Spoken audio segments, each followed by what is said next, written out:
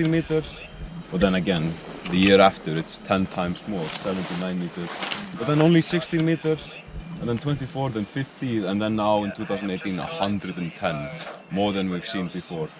And that's because of the lagoon, honestly, like anything else, because, you know, 8 meters in 1 year is so little. Now we're losing almost 8 meters a day because of the lagoon, while we can lose 8 meters a day.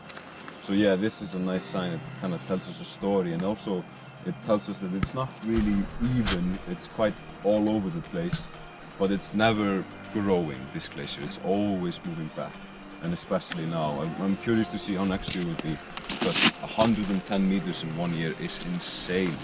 It really makes my job a little bit difficult because it's a longer walk every day.